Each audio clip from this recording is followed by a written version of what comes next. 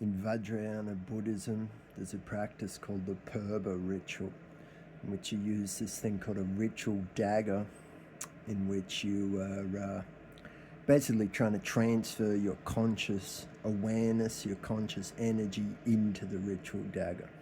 And to do the ritual, you draw a mandala on the floor, usually a circle in sand, or, if you're outside, circle in the dirt.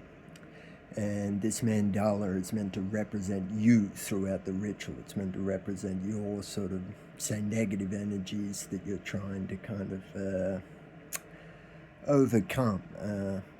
Well, maybe overcome's not the right word, but come to a point of acceptance. And so you try to transfer your consciousness into the dagger, and then you do what's called either, grounding it, which is sort of taking the ritual dagger and stabbing it into the mandala, into the middle of it. And you do this multiple times throughout the ritual, usually going for an hour, sometimes longer, whilst chanting mantras. And the mantra is meant to serve as basically an intermediary between you and the thoughts that you were focusing on grounding or overcoming of sorts. And so the mantra, because you're kind of focused on chanting it, and then you've got the image, say, of your traumatic memories in the head, it sort of helps you have these memories without attaching any particular determinant to it, the unconditioned mind, because, basically something's a past memory. You do experience it in the same way that you could experience the imagination or a dream. So, effectively, there is a choice around how much we are actually attached to the memory itself, That's at least my understanding of it. And I think in today's day and age, the phone is basically, it's pretty much come to be like the ritual dagger. Maybe a more evil form of it, in the fact that, it's an input machine in which you transfer all of your conscious energy, either in the fact that you're distracted by watching things on it at all times. So it's a bit like a kind of, a thought parasite.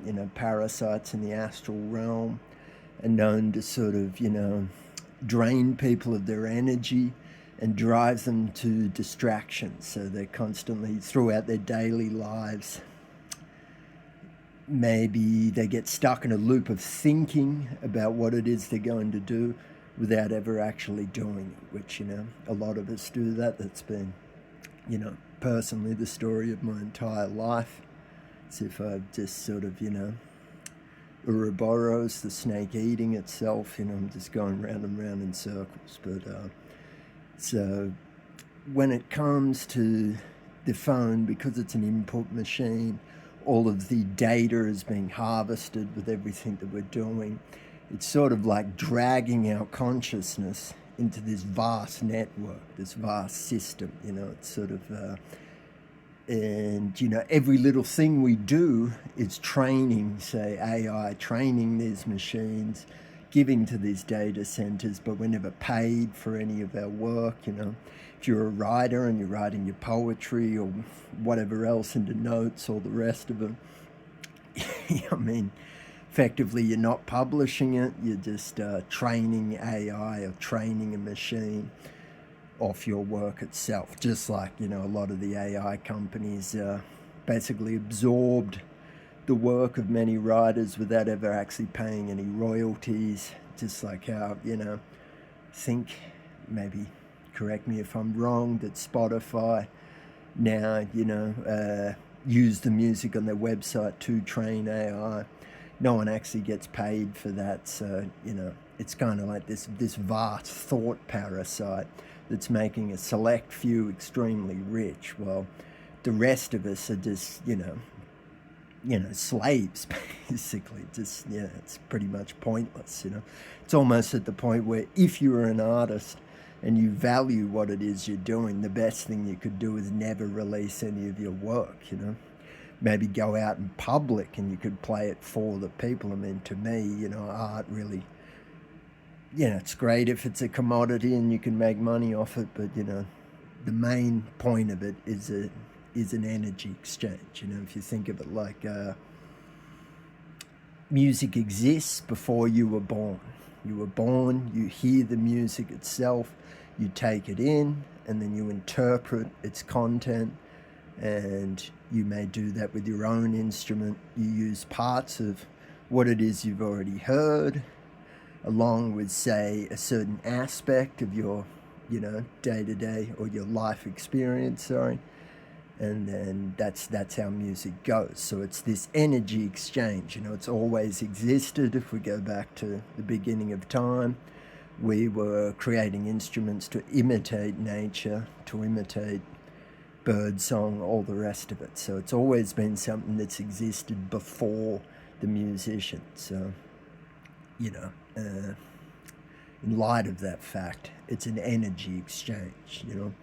That which has given you the tools to be inspired, to create meaning in your life through the playing of music or making of any other type of art, needs to be circulated back into the public, because it's an exchange of ideas. Say an artist that's extremely egotistical, I think, if they do achieve something great, I think they fail to realize that you're achieving something great. Yes, it'll do something for your name, but inevitably all it will really do is make a bunch of artists that are now better than you.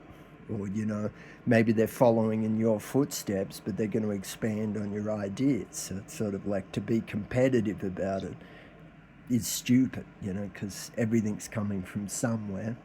And those that, believe this, talk about it like my art this, my art that, it's sort of like, well, it's interesting how your work does sound like music that's existed before you. For it to be your art, you'd basically have to invent your own instruments and your own harmony overall. But anyway, I guess this is a bit of a digression that I've gone on.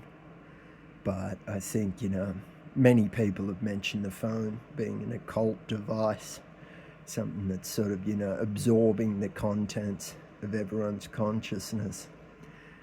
And try your best to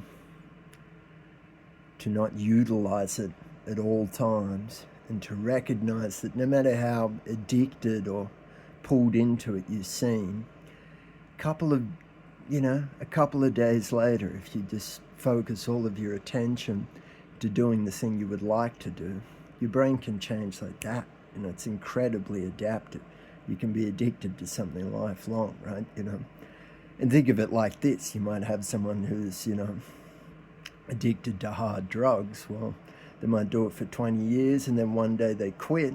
And maybe it's a long process, but they basically manage to do it instantaneously. That doesn't happen every time, but the phone's definitely a lot easier than that. So if you want to detach from it, I think, to me, I think that's really the best thing to do. I don't think it's a good thing to read on the phone, use audio books, to write on it, to do any of this stuff, because too many distractions on it. I think it's good to go back to a desk where you've got a piece of paper, you've got books, and write things in the way that we have for many years beforehand. And so beware of the egregore, or the egregore, which is a sort of non-human thought form that absorbs its contents from the outside.